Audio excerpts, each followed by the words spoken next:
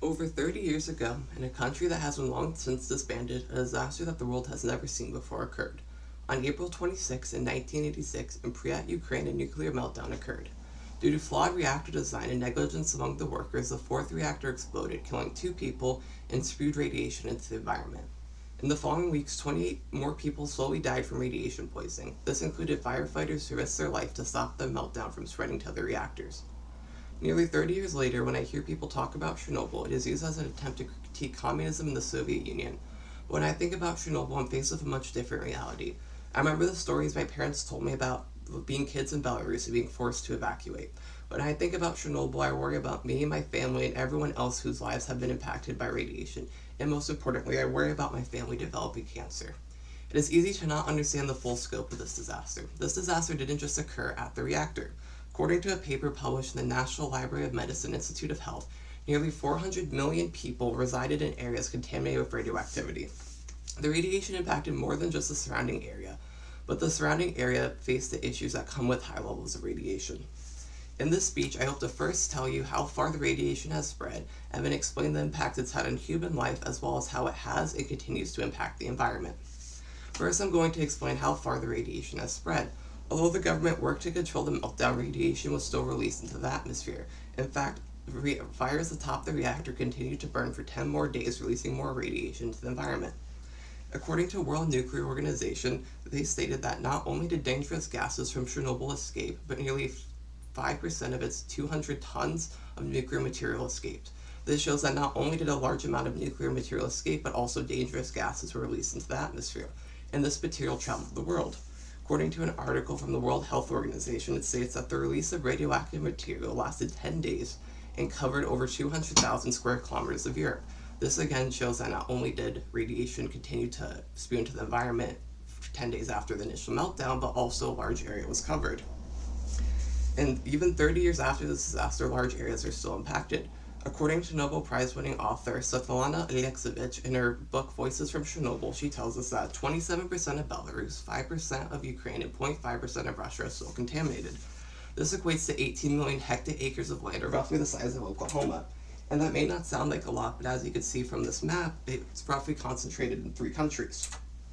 The book also states that 1 in 5 Belarusians live on contaminated land. I don't expect many people to be familiar with Belarus, but it has a population of 10 million. So in Belarus alone, 2 million people live on contaminated land. Although this disaster initially spread across the world, large areas and large populations of people are still impacted by it. Next, I'll talk about the health issues that come from radiation. Years after the disaster, I learned the health impacts that radiation has on human life.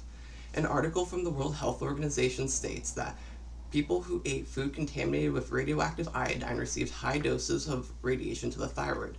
I found this very sad because my parents told me in the Soviet Union many people went hungry, and instead of getting their food tested out of fear of being destroyed, they would eat it and it would cause issues later along the line, as I'll mention. According to a paper, All Things Nuclear, about Chernobyl and cancer, there will be between 27,000 and 108,000 cases of cancer, and between 27,000 and 57,000 cases of cancer death. These are mainly thyroid and leukemia cancer. And going back to what I previously said, people ate food that impacted their thyroid, and then later down the line will have increased rate of thyroid cancer. Sadly, though, children who are exposed face much more serious issues. In a Reuters article about Chernobyl and birth defects, it states, rate of birth defects are twice as high in contaminated areas as non-contaminated areas. This is just one example of the birth defects that people from Chernobyl face. It shows the horrors of radiation, and it's truly something that no one should have ever had to experience. But if that wasn't sad enough, a paper in the National Library of Medicine found that in a survey of nearly 1,080 children who were affected, up to 30% experienced thyroid issues. This study also found that kids closest to the meltdown experienced more health issues, along with 20% having chronic tonsillitis and a matter of other health issues. Radiation is an ugly killer, and sadly hundreds of thousands have been and will continue to be affected due to it. Finally, I'll talk about Chernobyl's impact on the environment. Much radiation settled on the forest, causing negative environmental impacts.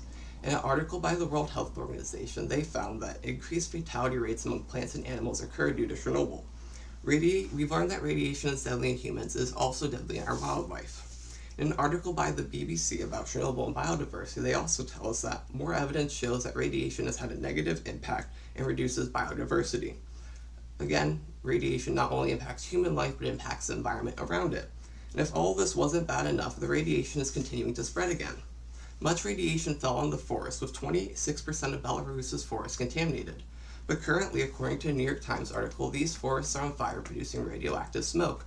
The radiation was absorbed by the trees, and now that they're on fire, the radiation is being converted into smoke and is spreading again. Even though this disaster occurred 30 years ago, we still have to worry about its impact on our environment. For many Americans, Chernobyl is a disaster that resulted from the failures of the Soviet Union. But to many Slavic families, the disaster is something that forever changed their health and lives. From the immense scope of the landscape impacted to the environmental and health impacts it's had, this disaster, even though it's 30 years old, is something that has impacted millions. I hope from this presentation you can see that Chernobyl is a disaster that has had far-reaching consequences and it shouldn't just be used as a critique of the Soviet Union. And those are my references.